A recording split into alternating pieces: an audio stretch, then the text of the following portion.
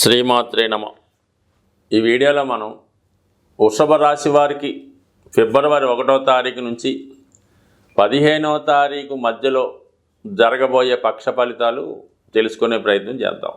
మరి వృషభ రాశి వారికి ఈ వార ప్రారంభంలో లాభస్థానంలో సంచరిస్తున్నటువంటి శుక్ర రాహులు జాతకుడికి చాలా వరకు మరి అనుకూలమైనటువంటి ఆర్థిక పరిస్థితి సక్సెస్గా ముందుకెళ్ళే అవకాశం ఉంది. అంటే ఇక్కడ విదేశ వ్యవహారాల వల్ల కానీ, విదేశంలో ఉన్నటువంటి మిత్రుల వల్ల కానీ, లేదంటే చాలా వరకు బ్లాక్ మనీ ద్వారా, అంటే చాలా వరకు ఏంటంటే ఏదైనా సెటిల్మెంట్ ద్వారా కానీ, ఏదైనా ఒక స్థిరాస్తిని అధికమైనటువంటి ధనానికి అమ్మడం వల్ల కానీ, లేదంటే మనం ఏదైనా ఒక వ్యవహారం చేసినప్పుడు కమిషన్ రూపంలో ఎక్కువ మొత్తంలో ధనం రావడం జరుగుతూ ఉంటుంది. అంటే రాహు ఎప్పుడు కూడా అక్రమ సంపాదనకి, బ్లాక్ మనీకి కూడా కారణం అవుతూ ఉంటాడు. సో ఈ కారణం వల్ల జాతకుడికి, అంటే శుక్రుడు అక్కడ కలటం వల్ల, షష్టాధిపతిగా శుక్రుడు లాభస్థానంలో రాహుతో కలటం వల్ల మీరు వృత్తిలో బాగా కష్టపడటం వల్ల అది మీకు అవార్డు రూపంలోనో రివార్డు రూపంలోనో పెద్ద మొత్తంలో ధనం లభించే అవకాశం ఉంది. ఇది సినిమా రంగంలో ఉన్నవాళ్ళకి, మెడికల్ రంగంలో ఉన్నవారికి, ఫైనాన్స్ సంస్థలో ఉన్నవారికి చాలా వరకు ఇటువంటి ఆకస్మిక ధనలాభం రావడం జరుగుతూ ఉంటుంది. ఒక శుక్రుడు అక్కడ స్త్రీగ్రహం కాబట్టి మరి మీ యొక్క అధికారంలో ఉన్నటువంటి స్త్రీలు కానీ, మీ కుటుంబంలో మీకు మీ బంధువర్గంలో ఉన్నటువంటి స్త్రీలు కానీ, వాళ్ళు బాగా విదేశంలో కానీ పెద్ద రాజకీయ పదవిలో కానీ ఉన్నటువంటి స్త్రీలు మీకు మీ యొక్క అవసరాలకు, లేదంటే వాళ్ళు మీకు ఏదైనా సహకరించే ఉద్దేశంతో అధిక మొత్తంతో ఆర్థికపరమైనటువంటి సహకారం లభించే అవకాశం ఉన్నది. ఇక ధనాధిపతిగా ఉన్నటువంటి బుధుడు భాగ్యస్థాన సంచారం, ఎవరితో రవితో కలిసి ఉండడం, ఇది కూడా ఒక విధంగా జాతకుడికి ఒక మంచి ధనయోగం రావడం జరిగింది. ఇంకా అది వ్యక్తిగతంగా కుటుంబ సభ్యుల సహకారం అయితేనే, జాతకుని యొక్క స్వయం కృషితో, అతని యొక్క వాక్చాతుర్యంతో, తెలివితేటలతో, వ్యాపార తెలివితేటలతో, తనకున్న టాలెంట్ ద్వారా ఒక విధంగా నేమ్ అండ్ ఫేమ్ వస్తుంది, ఒక విధంగా అదృష్టం కలుగుతుంది, ఒక విధంగా ఆర్థిక పరంగా అనుకూలంగా ఉంది. కొన్ని సందర్భాల్లో మరి ఈ బుధుడికి పంచమాధిపత్యం కూడా ఉండడం వల్ల మీ పిల్లలకి విశేషమైనటువంటి అభివృద్ధి రావడం వల్ల వారి యొక్క ఆర్థికపరమైన అవసరాలకు అయితేనే, మీ యొక్క కుటుంబ పరిస్థితి మెరుగుపరచడానికైతే మీ పిల్లలు కూడా సంపూర్ణంగా సహకరించే అవకాశం ఉంది. కొంతవరకు మీ యొక్క పూర్వపుణ్యం కూడా ఈ సమయంలో మీకు కలిసి వచ్చే అవకాశం ఉంది. అంటే 9వ స్థానంలోకి రవి రావడం కూడా ఒక విధమైనటువంటి ధనయోగం ఏర్పడింది. ఒక కేంద్రాధిపతి కోణంలోకి వచ్చిన, కోణాధిపతి కేంద్రంలోకి వచ్చిన లక్ష్మీ యోగం అన్నది రావడం జరుగుతూ ఉంటుంది. రవి స్వతహాగా ధనాన్ని ఇచ్చే గ్రహం. బుధుడు కూడా కలటం వల్ల అటు వ్యాపారం వల్ల అయితేనే, ఉన్నత విద్య అయితేనే మీకు కంపల్సరిగా ఆర్థిక పరంగా ధనం లభిస్తుంది, అటు నేమ్ అండ్ ఫేమ్ కూడా కలిగే అవకాశం ఉన్నది. సో ఈ విధంగా అటు శుక్రగ్రహం, ఇటు బుధగ్రహం, ఈ రవిగ్రహ అనుగ్రహంతో జాతకుడికి రాబోయే రోజుల్లో చాలా కాలంగా ఆగిపోయినటువంటి సమస్యలు పరిష్కారం అయ్యే సూచనలు ఉన్నాయి. ఇక ముఖ్యంగా రాశియందు సంచరిస్తున్నటువంటి గురువు అష్టమ లాభాధిపతిగా చాలా జ్ఞానానికి, విజ్ఞానానికి కారణమవుతుంటాడు. జాతకుడు తనలో ఉన్నటువంటి టాలెంట్ని పెంచుకోవడానికో, తన పుణ్యకర్మల ద్వారా తన యొక్క స్థాయిని పెంచుకునే ప్రయత్నంలో మరి గురుగ్రహం కూడా మనకి ఈ నెలలో రుజుమార్గంలోకి రావడం వల్ల జాతకుడు గతంలో కన్నా చాలా స్థిరమైన నిర్ణయాలు తీసుకొని దాన్ని అమలుపరచడం జరుగుతుంది. అలాగే సంఘంలో తనకి ఆకర్షణ పెరుగుతుంది, తన హోదా పెరుగుతుంది, తన మాటకి విలువ పెరిగే అవకాశం ఉంది. అలాగే మరి రాశియందు ఉన్నటువంటి గురువు అటు పంచమ స్థానాన్ని, అటు భాగ్యస్థానాన్ని వీక్షించడం వల్ల, అటు కేతుగ్రహాన్ని, అటు బుధగ్రహాన్ని వీక్షించడం వల్ల జాతకుడు తన యొక్క జ్ఞానాన్ని పెంచుకుంటాడు. నూతన ఆదాయ మార్గాలు అన్వేషిస్తూ తగు విధంగా తన యొక్క పావులు కదుపుతూ ధనాన్ని, జనాన్ని ఆకర్షించే ప్రయత్నం చాలా వరకు సఫలీకృతమయ్యే అవకాశం ఉంది. మొత్తం మీద ఈ వృషభ రాశి వారికి రాశియందు గురుగ్రహం సంచరిస్తున్నంత వరకు ఏ పని చేపట్టినా చిన్న చిన్న ఆటంకాలు వచ్చినప్పుడు కూడా అటు దైవ కృప వల్ల అయితేనే, మానవ ప్రయత్నం వల్ల అయితేనే, మానవ సహకారం వల్ల అయితేనే ఖచ్చితంగా అనుకున్న కార్యక్రమం పూర్తవడం జరుగుతుంది.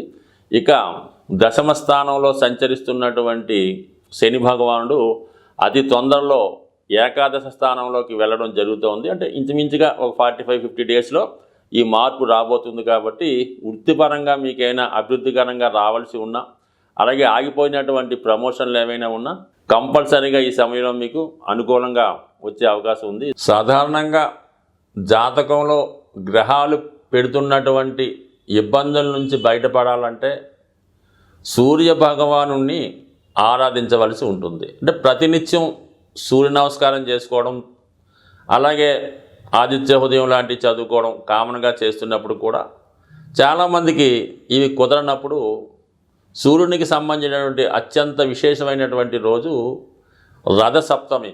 అంటే సూర్యుడు తన యొక్క రథాల వేగాన్ని పెంచుతూ అక్కడి నుంచి ఎండల యొక్క తీవ్రత పెరగడం జరుగుతూ ఉంటుంది. అంటే ఫిబ్రవరి 4వ తారీఖున వస్తున్నటువంటి రథసప్తమి రోజు విధి విధానంగా వారి యొక్క ప్రాంతీయ ఆచారాలను బట్టి సూర్య భగవానుడికి పూజ చేసుకోవడం జరుగుతూ ఉంటుంది. అంటే సూర్య భగవానుడికి ఏంటంటే పాయసం నైవేద్యంగా పెట్టడం జరుగుతూ ఉంటుంది. అంటే పురాణాలు చెప్పిన ప్రకారం సూర్య భగవానుడికి దంతాలు పళ్ళు సరిగ్గా ఉండవు కాబట్టి మెత్తని పదార్థాలు నైవేద్యంగా పెట్టవలసి ఉంటుంది. మరి ఆ రోజు సూర్యుని దిక్కు అంటే సూర్యుడు ఉదయించే దిక్కులో ఈ ఆవు పేడతో చేసినటువంటి పిడకలు సేకరించి దాంట్లో రాజేసి దానిపైన ఒక రాగి పాత్రలో కానీ స్టీల్ పాత్ర కాకుండా వేరే పాత్రలో కొత్త దాంట్లో వీలైతే మరి ఆవు పాలలో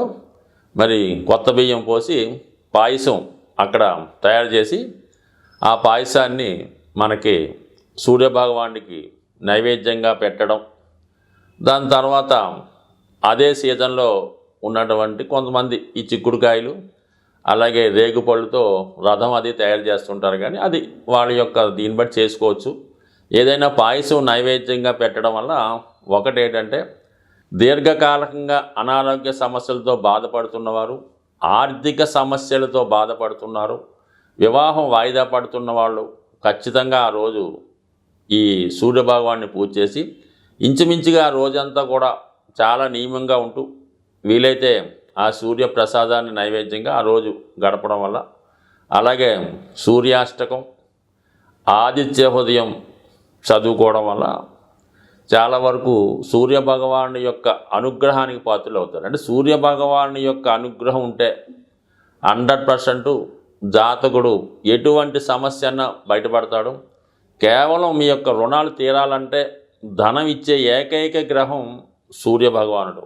ఆ సూర్యభగవాన్ని మీరు ప్రసన్నం చేసుకోండి. ఎందుకంటే మరి సూర్యుడు తన యొక్క ఈ మకర రాశి నుంచి స్టార్ట్ అయిన ఈ ప్రయాణం మేషరాశిలో ఉచ్చస్థితి, అక్కడి నుంచి ఈ కత్తులు ఇవన్నీ ఎండలు పెరగడం ఇవన్నీ ఉన్నాయి. కాబట్టి ఏదైనా జీవితాన్ని అభివృద్ధి పరుచుకొని మంచి మార్గంలో వెళదాం అనుకున్న వాళ్ళకి, అటు ఐశ్వర్యం ఆరోగ్యం పొందాం అనుకున్న వారికి ఈ యొక్క రథసప్తమి విశేషమైనటువంటి పుణ్యదినంగా మరి అందరూ కూడా చేసుకోవడం వల్ల ఖచ్చితంగా మీకు సూర్యభగవాని అనుగ్రహంతో అష్టైశ్వర్యాలు ఆరోగ్యం కలగాలని కోరుతూ, చాలా వరకు మనకి గ్రహస్థితి బాగుంది, అన్ని సౌకర్యాలు ఉన్నాయి, అయినా దీర్ఘకాలంగా సమస్యలు ఎదురవుతూ ఉంటాయి. ముఖ్యంగా ఏంటంటే ఆ కుటుంబంలో ఉన్నటువంటి పిల్లలు వివాహాలు వాయిదా పడడం, ముఖ్యంగా భార్యాభర్తల్లో భార్యకి హెల్త్ ప్రాబ్లమ్సు, భర్తకి యజమానికి ఏదైనా బలహీనతలు అంటే ఏదైనా పేకాట తాగుడు వ్యసనం జోదం లాంటివి ఉండడం జరుగుతూ ఉంటాయి. ఇవి సాధారణంగా ఈ గృహాలు సరిగ్గా వాస్తు లేకపోవడం వల్ల ఇటువంటి సమస్యలు ఎదురవడం జరుగుతూ ఉంటుంది. అంటే ఒక కుటుంబంలో భార్యాభర్తల మధ్య, తండ్రికి కొడుకులకి మధ్య విభేదాలకి వాస్తు కారణం అవుతూ ఉంటుంది. ఇది ఇల్లు మనం కట్టుకున్న తర్వాత 7 సంవత్సరాల తర్వాత దీని ప్రభావం చాలా వరకు ఎక్కువగా ఉంటుంది.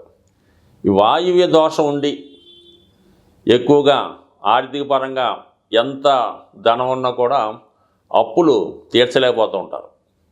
వాయువు దోషం ఉన్నప్పుడు ఏమవుతుందంటే ప్రేమ వివాహాలు పెళ్ళిళ్ళు వాయిదా పడటం జరుగుతూ ఉంటుంది. దానికి నైరుతి కూడా వాస్తు దోషం ఉన్నప్పుడు ప్రభుత్వ అధికారుల నుంచి income tax rides, ED rides జరుగుతూ ఉంటాయన్నమాట. అలాగే సడన్గా ప్రమాదాలు, వాహన ప్రమాదాలు కూడా జరుగుతూ ఉంటాయి. సో అందువల్ల ఏంటంటే చాలా కాలంగా దీర్ఘకాలికంగా సమస్యలతో ఇబ్బంది పడుతున్నవారు, మరి గోచారంతో పాటు మీరు గృహ వాస్తును కూడా సరి చేసుకోవడం వల్ల ఏమవుతుందంటే చాలా వరకు చిన్న చిన్న సరిదిద్దులు కూడా ఉంటాయి. అవి సరి చేసుకోవడం వల్ల చాలా వరకు సమస్యలు సాల్వ్ అయ్యే అవకాశం ఉంటుంది. కాబట్టి జీవితంలో ఎవరైతే బాగుపడాలి, మనం స్థిరపడాలి, కుటుంబం అంతా బాగుండాలనుకున్న వాళ్ళు ఒక్కసారి మీ యొక్క వాస్తును కూడా మీరు గమనించి, ఎందుకంటే ప్రతి ఒక్కరికి కూడా కొంత నాలెడ్జ్ ఉంటుంది కాబట్టి దాన్ని గమనించి మరి అనుభవజ్ఞమైనటువంటి వాస్తు సిద్ధాంతుల్ని సంప్రదిస్తే కంపల్సరిగా మీ యొక్క దీర్ఘకాలిక సమస్యలు పరిష్కారం అయ్యే అవకాశం ఉంది. స్వస్తి.